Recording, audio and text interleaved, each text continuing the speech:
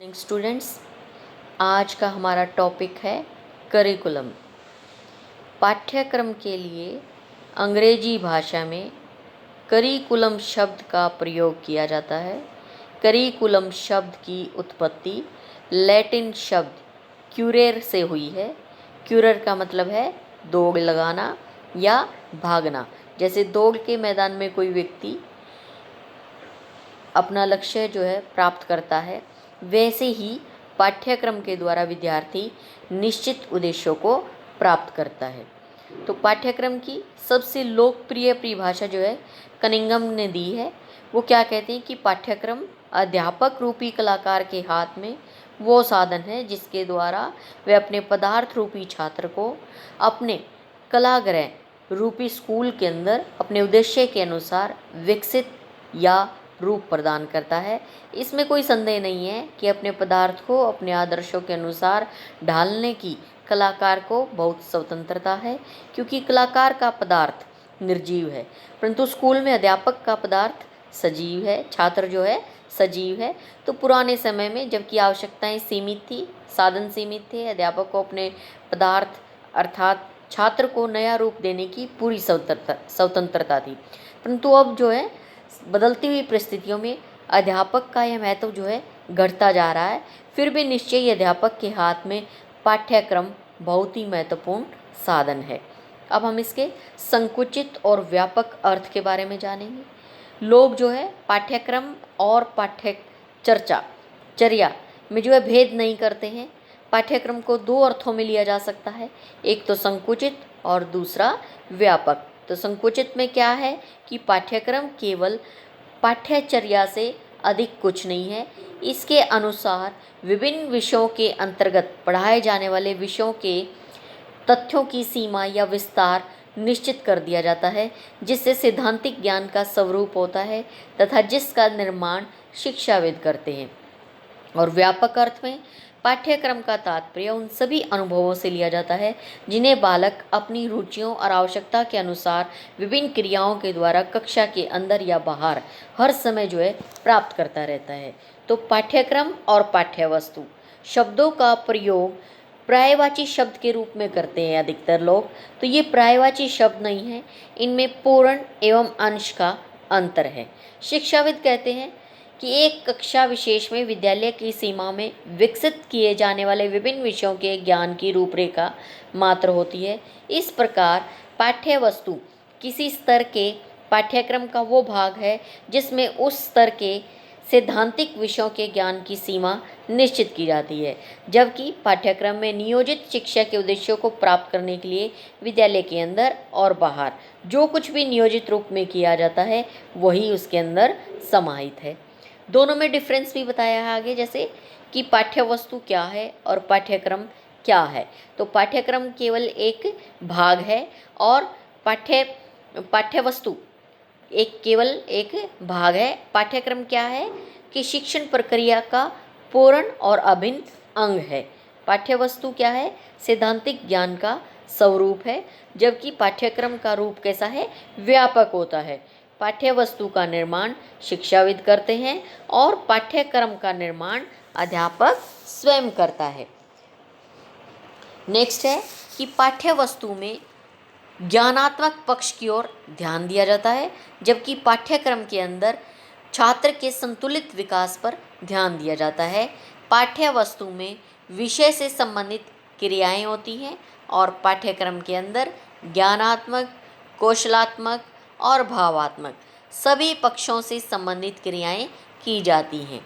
पाठ्य वस्तु का क्षेत्र सीमित होता है, जबकि पाठ्यक्रम का क्षेत्र व्यापक होता है। अब हम इसकी पुरानी अवधारणा के बारे में बात करेंगे, जो करिकुलम के बारे में पहले समय से जो है चली आ रही है, उसके बारे में हम बात कर रहे हैं कि पुरानी अवधारणा में पाठ्यक्रम केवल क्या था, पाठ्य वस्तु अध्ययन है। इस अवधारणा में पाठ्यक्रम बड़े संकुचित अर्थों में लिया जाता है। इसका अर्थ केवल तथ्यों का ज्ञान प्राप्त करना था जो अलग अलग विषय प्रदान करते थे, या पाठ्यक्रम संक्षिप्त और मौखिक प्रकृति का प्रतीक था। इसका कारण ये था कि प्राचीन समय से ही शिक्षा का उद्देश्य सीमित था, इसलिए विद्यार्थियों को भाषाओं, सामाजिक विज्ञान, भौतिक विज्ञान आदि का मौखिक ज्ञान करा देना ही पाठ्यक्रम में शामिल था। इस विषय में विभिन्न दृष्टिकोण प्रस्तुत किए गए हैं, जिनमें कुछ यहाँ दिए भी गए हैं, जैसे कि कार्टर वी गुड के अनुसार पाठ्यक्रम निर्देशन की विशिष्ट सामग्री या पाठ्य वस्तु की एक संपूर्ण तथा सामान्य योजना है, जिसे स्कूल छात्रों के सामने जो है इसलिए प्रस्तुत किया जाता है कि जिससे वो व्यावसायिक एवं पेशे में प्रवेश करके स्नातक बनने या प्रमाण पत्र प्राप्त करने की योग्य बन जाएं। नेक्स्ट है हमारी डॉक्टर R.N. सफाया के अनुसार पाठ्यक्रम स्कूलों में निर्देशन के लिए एक निश्चित क्रम में व्यवस्थित किए गए विषय समूहों के अध्ययन की विषय वस्तु है। एलिजाबेथ मैसी के अनुसार पाठ्यक्रम छात्रों के लिए निर्धारित निर्देश सामग्री है। तो ये हमने इसकी पुरानी अवधारणा के बारे में जाना। अब हम इसके आधुनिक अवधारणा के बारे में जानेंगे। जो न्यू कॉन्सेप्ट अब हमारे सामने आया है वो क्या है कि हमारा समाज गतिशील है, उसके अंदर कॉन्टिन्यूसली क्या हो रहे हैं, परिवर्तन हो रहे हैं। तो कई बार ये परिवर्तन निरंतरता के कारण दिखाई नहीं देते हैं और कई बार ये अचानक दिखाई देने लग जाते हैं, जैसे कि अब हो रहा है ना। कि पहले क्या था, हम कक्षा के अंदर ही पढ़ते थे, लेकिन अब ऑनलाइन बच्चों को पढ़ाया जा रहा है, तो उसके अकॉर्डिंग जो है टीचर को भी अपना पैटर्न जो है चेंज करना पड़ता है। तो उसी के अकॉर्डिंग ये बता रहा है कि ज्ञान का जो है अब दूसरी तरफ क्या हो रहा है, ज्ञान का विस्फोटक हो रहा है। ऐसा अनुमान है कि जितनी ज्ञान में वृद्धि पिछले 20 वर्षों में हुई है, उतनी उससे पहले 2000 वर्षों में भी नहीं हुई थी। ज्ञान के इस विस्फोट के कारण पुराना ज्ञान असंगत लगता है, गलत सिद्ध होता जा रहा है, और ज्ञान विस्फोट होने के कारण इसमें से विद्यार्थियों की आवश्यकताओं, रुचियों, रुझानों के अनुसार चुनाव करने की आवश्यकता है और ये निश्चित करना है कि यह ज्ञान विद्यार्थियों को कैसे दिया जाए। हम ये जानते हैं कि आज के बालक को इस परिवर्तनशील समाज की आवश्यकताओं से जूझना है, इसलिए हमें उस ज्ञान एवं कौशल का दोबारा से अवलोकन करना है, ऑब्जर्वेशन करना है, जो हम बालकों को सिखाना चाहते हैं।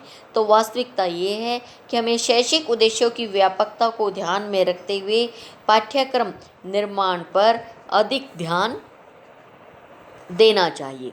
इसीलिए नए पाठ्यक्रम में बालकों की आवश्यकताओं, उनकी रुचियों, प्रवृत्तियों, क्षमताओं को ध्यान में रखना पड़ेगा, ताकि उनके अंदर व्यवहारिक क्रियाओं को शामिल किया जा सके। इन बातों को ध्यान में रखते हुए शिक्षा शास्त्रियों ने पाठ्यक्रम की नई धारणा के रूप में कुछ परिभाषाएं दी हैं।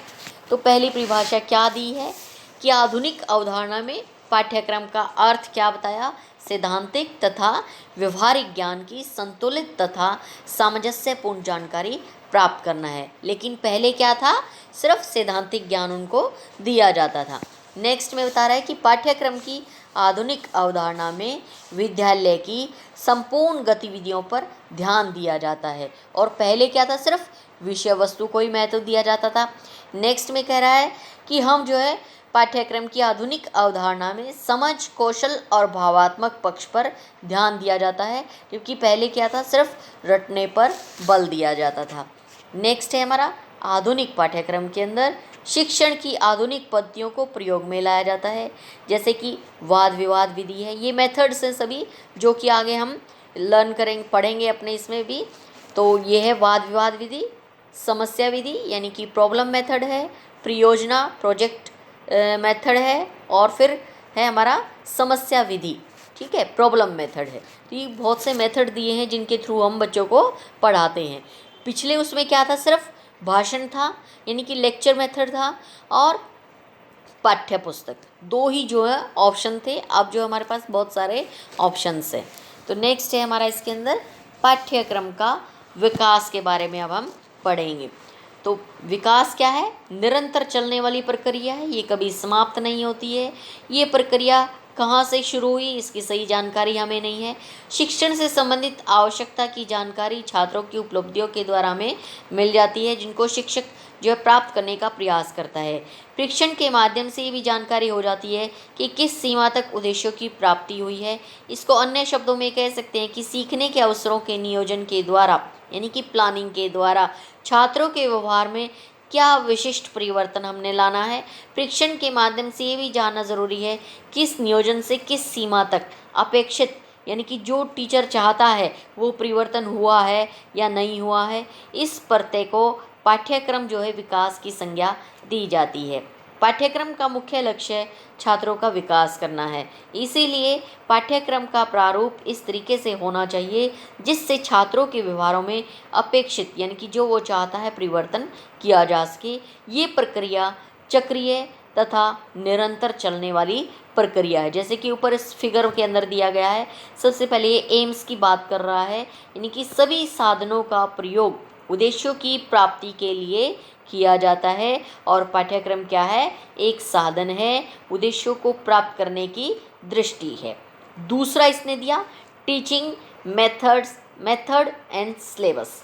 छात्रों के अंदर अपेक्षित व्यवहार परिवर्तन के लिए अधिगम परिस्थितियों तथा अवसर शिक्षण विधियों एवं पाठ्य वस्तु की सहायता से उत्पन्न किए जाते हैं ताकि संबंधित उद्देश्य मिल सके, प्राप्त हो सके। तीसरा इसके अंदर दिया इसने टेस्टिंग प्रोसीड्यूर। इसके द्वारा ये निश्चित किया जाता है कि शिक्षण विधियां तथा पाठ्य वस्तु से किस सीमा तक उद्देश्यों को हम प्राप्त कर सकते हैं। तो नेक्स्ट एंड लास्ट इसके अंदर क्या है? फीडबैक, यानी कि परीक्षण को जो है अर्थ प्रदान करना है, शिक्षकों तथा छात्रों को पृष्ठपोषण देना है तथा इसके द्वारा पाठ्यक्रम की प्रारूप को सुधार के लिए दिशा मिलती है। सारांश में पृष्ठपोषण क्या है? मूल्यांकन का प्रभाव होता है, यानी कि हमें बच्चे का मूल्यांकन करने का मौका मिलता है कि बच्चे ने कितना सीखा, कितना नहीं सीखा है। इस प्रकार से इन 4 प्रोसेस से जो हमें पाठ्यक्रम के अंदर कार्य करना पड़ता है। ठीक है, नेक्स्ट हमारा है इसकी needs and importance of curriculum. तो इसके 3 पहलू हैं, जैसे कि इस चित्र के अंदर दिखाया गया। शैक्षिक प्रक्रिया बताया गया कि शिक्षा क्यों लेनी चाहिए, कैसे देनी चाहिए, तो शिक्षा क्या है। तो शिक्षा क्यों का संबंध उद्देश्य से होता है, और शिक्षा कैसे का संबंध शिक्षण विधियों से है, और क्या का संबंध पाठ्यक्रम से है। इस प्रकार से शिक्षक को उद्देश्यों को प्राप्त करने, शिक्षण विधियों का चयन करने और उसको लागू करने के लिए पाठ्यक्रम की ज़रूरत होती है। प्रत्येक समाज की अपनी आवश्यकताएं हैं, आकांक्षाएं हैं, मान्यताएं हैं और उसके मूल्य होते हैं। इन्हें ही ध्यान में रखकर शैक्षिक उद्देश्य निर्धारित किए जाते हैं। इन उद्देश्यों को प्राप्त करने के लिए जिन विषयों का ज्ञान एवं क्रियाओं को आवश्यक समझा जाता है उन्हें पाठ्यक्रम में स्थान दिया जाता है। इस प्रकार नियोजित शिक्षा के लिए पाठ्यक्रम की बहुत ही आवश्यकताएं होती हैं। तो वो कौन सी हैं? सबसे पहले हम बात करेंगे एजुकेशनल प्रोसेस बिकम्स ऑर्गेनाइज्ड, यानी कि पाठ्यक्रम एक ऐसा लेखा जोखा है जिसमें स्पष्ट किया जाता है कि शिक्षा के किस स्तर पर, जैसे कि पूर्व प्राथमिक पर या प्राथमिक पर, माध्यमिक पर और विद्यालयों में किन पाठ्य विषयों का कितना ज्ञान एवं किन क्रियाओं में कितनी दक्षता का विकास किया जाएगा। इस प्रकार निश्चित पाठ्यक्रम जो है शिक्षा की क्रिया को व्यवस्थित करता है। दूसरा है हमारा maintenance uniform standards of education, यानी कि निश्चित पाठ्यक्रम से पूरे समाज की शिक्षा का स्तर कैसा रहना चाहिए? समान रहता है, जिसके परिणाम स्वरूप हमें शिक्षा में सुधार की सही दिशा प्राप्त होती है। अनिश्चित पाठ्यक्रम की स्थिति में हम शिक्षा के स्तर के उठने और गिरने के कारणों का पता नहीं लगा सकते और उस स्थिति में शिक्षा में सुधार नहीं किया जा सकता है। तीसरा हमारा नेक्स्ट है इसके अंदर उद्देश्यों की प्राप्ति संभव होना, रियलाइजेशंस ऑफ ऑब्जेक्टिव्स बिकम फिजिबल्स। पाठ्यक्रम का निर्माण उद्देश्यों की प्राप्ति के लिए किया जाता है। यदि पाठ्यक्रम को सुचारू रूप से पूरा किया जाता है तो शिक्षा के उद्देश्यों की प्राप्ति होती है। इस संदर्भ में हमें बात ध्यान में रखनी चाहिए कि यदि कोई निश्चित पाठ्यक्रम हो तो हम ये नहीं जान पाते कि किन विषयों के ज्ञान और किन क्रियाओं के प्रशिक्षण से हम अपने उद्देश्यों को प्राप्त कर रहे हैं और कौन कौन सी क्रियाएँ जो उसमें बेकार की हैं, निरर्थक हैं। नेक्स्ट है हमारा appropriate use of time and energy. तो निश्चित पाठ्यक्रम अध्यापक और विद्यार्थी दोनों के कार्य को निश्चित कर देता है। इससे अध्यापक को पता लग जाता है कि उन्हें विद्यार्थियों को क्या सिखाने में मदद करनी है और विद्यार्थियों को भी ये पता रहता है कि उसे क्या सीखना है। तो अध्यापक या विद्यार्थी किसी के भी भटकने की इसके अंदर गुंजाइश नहीं रहती है। तो इस प्रकार शिक्षा की प्रक्रिया बहुत ही सुचारू रूप से चलती है। अध्यापक और विद्यार्थी दोनों ही निश्चित समय में निश्चित कार्य को पूरा करते हैं और इससे समय और शक्ति दोनों का ही सदुपयोग होता है।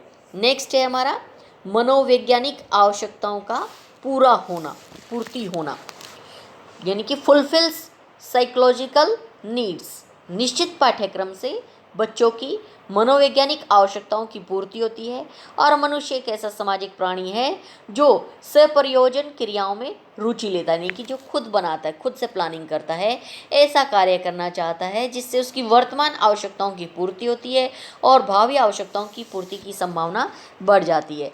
पाठ्यक्रम का निर्माण इन बातों को ध्यान में रखकर ही किया जाता है, इसीलिए बच्चे उसे पूरा करने में रुचि दिखाते हैं। और इसके अलावा जब बच्चे एक निश्चित कार्य को एक निश्चित समय के अंदर पूरा कर लेते हैं तो उन्हें बहुत ही खुशी मिलती है, उत्साह मिलता है और वो आगे बढ़ते रहते हैं। नेक्स्ट है हमारा possible to prepare appropriate text books, यानी कि उपयुक्त पाठ्य पुस्तकों का निर्माण करना, यानी कि ये इस उपयुक्त पाठ्य पुस्तकें जो हैं अगर हम तैयार कर देते हैं तो उनमें आवश्यक सामग्री जो है प्रवेश नहीं कर पाती है। पाठ्य पुस्तकों के अभाव में शिक्षा कितनी अनियंत्रित अव्यवस्थित होगी इसकी हमें जो है कल्पना नहीं कर सकते हैं। नेक्स्ट है हमारा evaluation becomes easier and convenient. मूल्यांकन कैसा होना चाहिए? सहज और सरल होता है, यानी कि किसी भी स्तर पर विशेष के लिए पाठ्यक्रम निश्चित होने से स्तर विशेष के विशेषताओं की योग्यता का मूल्यांकन करना संभव होता है। यदि किसी स्तर के लिए कोई पाठ्यक्रम नहीं होगा तो अध्यापक बच्चों की योग्यता का मूल्यांकन किस प्रकार करेगा? अध्यापक किसी स्तर पर विशेष बच्चों की योग्यता का मूल्यांकन इस पाठ्यक्रम के आधार पर ही करते हैं। नेक्स्ट है हमारा डिटर्मिनेशंस ऑफ स्टडी मटेरियल। शिक्षण सामग्री का निर्धारण पाठ्यक्रम ही करता है। बिना पाठ्यक्रम के शिक्षा प्रक्रिया दृष्टिहीन हो जाएगी, क्योंकि इसके अभाव में हम ये नहीं जान पाते हैं कि क्या पढ़ाना है या क्या पढ़ाया जाए। नेक्स्ट है हमारा reflects different tendencies and philosophies. विभिन्न पाठ्यक्रम के अंदर जो है विभिन्न प्रवृत्तियों तथा विभिन्न दर्शनों के परिवर्तनों को दर्शाया जाता है। दर्शन को क्रिया का जामा जो है पाठ्यक्रम पहनाता है, यानी कि पाठ्यक्रम के बिना कुछ भी नहीं है, उसके बिना सब कुछ अधूरा है। तो इसीलिए इसने यहाँ पर इसकी इम्पोर्टेंस बताई है। नेक्स्ट इसने बताया selections of methods of teaching. उचित शिक्षण विधि का ज्ञान शिक्षक के लिए बहुत ही ज़रूरी है। पाठ्यक्रम के अभाव में नहीं जाना जा सकता है कि विषय वस्तु कैसे पढ़ाएं और किन किन शिक्षण विधियों का वो प्रयोग करें। इस प्रकार से पाठ्यक्रम न तो कोई शिक्षण कार्य संपन्न, पाठ्यक्रम के बिना कोई भी शिक्षण कार्य संपन्न नहीं किया जा सकता, क्योंकि पाठ्यक्रम के द्वारा ही विद्यालय का कार्य संगठित और संतुलित रूप से चलता है। इसलिए विद्यार्थी तथा सफल अध्यापक दोनों के लिए पठन पाठन की योजना पूरी तरह से पाठ्यक्रम पर ही आधारित होती है। बिना पाठ्यक्रम के इसकी हम कल्पना नहीं कर सकते हैं। इस प्रकार से आज हमने पाठ्यक्रम के बारे में पढ़ा है। आशा करती हूँ आप इसको दोबारा से रिवाइज करेंगे और लर्न करेंगे। आज के लिए थैंक यू।